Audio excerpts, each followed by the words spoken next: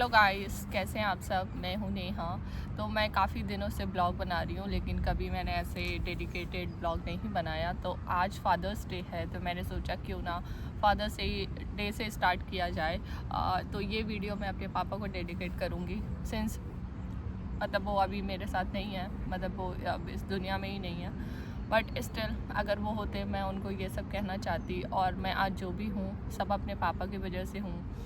मैं बचपन का थोड़ा स्टार्ट करती हूँ। बचपन में मैंने पापा को हमेशा बहुत मेहनत करते हुए देखा। वो बहुत बड़े हसलर थे। उन्होंने कभी किसी भी चीज़ के लिए गिव अप नहीं किया। वो लाइक पहले वो मेडिकल वो डॉक्टर थे, होम्यो आयुर्वेदा के डॉक्टर थे। तो पहले वो अपनी प्रैक्टिस वगैरह करते थे। फिर फैमिली में जिम्मेदारी आती हैं, वो सब आता है, तो फिर वो उसको कंटिन्यू नहीं कर पाए। उन्होंने वो प्रैक्टिस अपनी बंद कर दी। तो इसके बाद फिर उन्होंने अपना बिज़नेस स्टार्ट किया, जिसमें वो खाद वगैरह का करते थे, जो बिल्डिंग मटेरियल्स हैं उन सब का करते थे।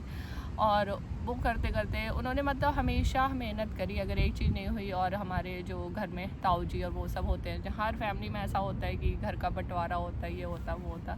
तो पापा मेरे हमेशा छोटे थे, तो उनको इतना सब आइडिया नहीं था। उनको जैसा जो मिला उन्होंने वो लिया, उसी में उन्होंने अपनी मेहनत करी, उसको आगे बढ़ाया। तो मैं, और मेरा ये भी है, मैं अपने घर में बहुत छोटी हूँ। मतलब मेरे भाई बहनों से मैं 15-16 साल छोटी हूँ। तो मेरे पापा से कभी इतना सच बॉन्डिंग नहीं हो पाई। मतलब मैं कभी इतना, जैसे आजकल के मम्मी पापा होते हैं जिसमें आप पूरा डिस्कस ये सब कर लेते हो, मैं मम्मी से अब वो सब कर लेती हूँ, लेकिन पापा से मेरा नहीं हो पाता था इतना।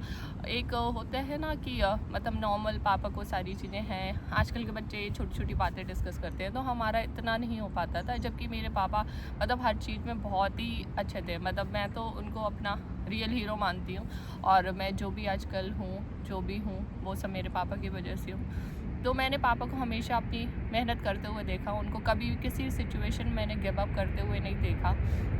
वो हर चीज़ में अपना बेस्ट देते थे, हमेशा वो हसल करते थे। तो वो चीज़ मैंने अपने पापा से सीखी है। मैं भी हमेशा कभी गिव अप नहीं करती हूँ, हमेशा अपनी मतलब कुछ ना कुछ करती रहती हूँ। मुझे एक्चुअली मेरे पापा ने मुझे इंडिपेंडेंट बनाया। वो हमेशा ये बोलते थे कि तुम अच्छा पढ़ाई करो, और कुछ कभी किसी के आगे तुम्हें पैसे ना मांगने पड़े, आप फाइनेंशियली डिपेंडेंट रहो, इंडिपेंडेंट बनो। तो वो चीज़ मैंने अपने पापा से ही सीखी है। उन्होंने हमेशा मोटिवेट किया। वो हमेशा मेरी पढ़ाई को लेके, इवन मेरे भाई बहनों की पढ़ाई को लेके, उन्होंने हमेशा अपनी मेहनत इसीलिए की कि उनके बच्चे बड़े हो जाएं, उनके बच्चे अच्छे से बन जाएं।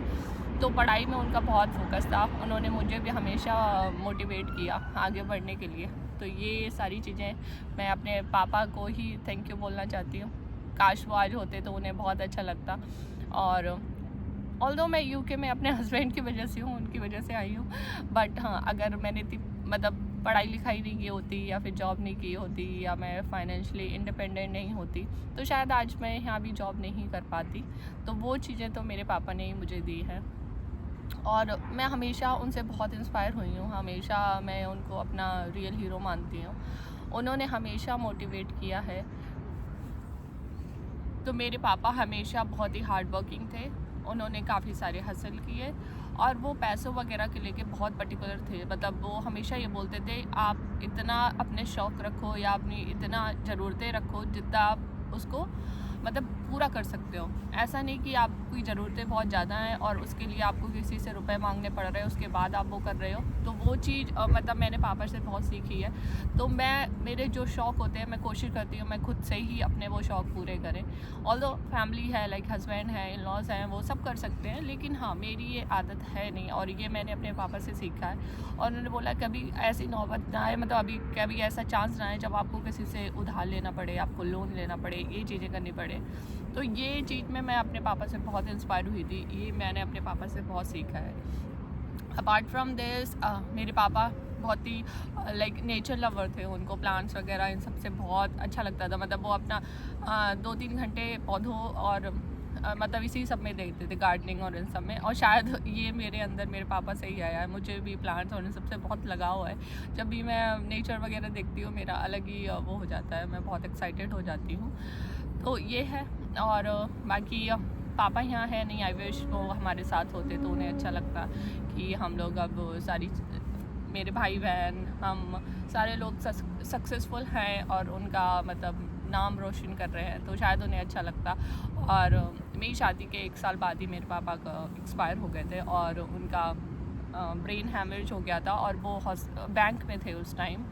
तो मैंने पापा से ये भी सीखा, वो अपने आखिरी टाइम तक हमेशा वो वर्किंग थे, उन्होंने कभी ऐसा आराम वाला नहीं किया, वो एंड टाइम तक अपना काम करते रहे।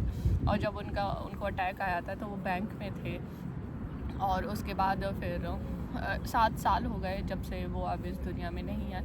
बट हाँ, मैं उनको बहुत मिस करती हूँ, मैं उनको बहुत याद करती हूँ। इसीलिए मैंने सोचा कि मैं वीडियो बनाती रहती हूँ। फादर्स डे से अच्छा कोई दिन नहीं हो सकता जिसमें मैं अपने पापा को ये डेडिकेट करूं।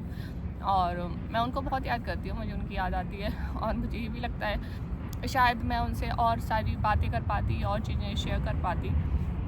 बट हाँ, ठीक है, जहाँ भी होंगे उनका आशीर्वाद है, वो हमेशा हमारे साथ है। So I love you daddy and I miss you always. मैं हमेशा इतना आपसे बातें कभी कर नहीं पाई, आपको इतना कुछ बता नहीं पाई, बट मैं आपसे बहुत इंस्पायर रहती हूँ और आपको बहुत याद करती हूँ। और या I think that's all. So happy father's day to all the loving fathers. और लड़कियों के लिए उनके पापा ही सब कुछ होते हैं, मतलब हस्बैंड भाई सारे होते हैं, लेकिन जो पहला हीरो होता है, पहला जो आइडियल होता है, पहला जो इंस्पिरेशन होता है, वो हर लड़की के लिए उसके पापा होते हैं। So yeah, that's all I think for today, and like my video, subscribe to my channel।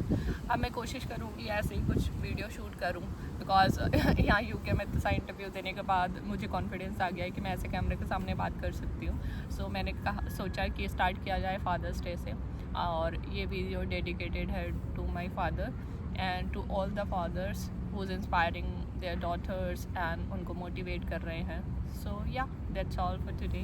Bye bye, take care, see you in the next one.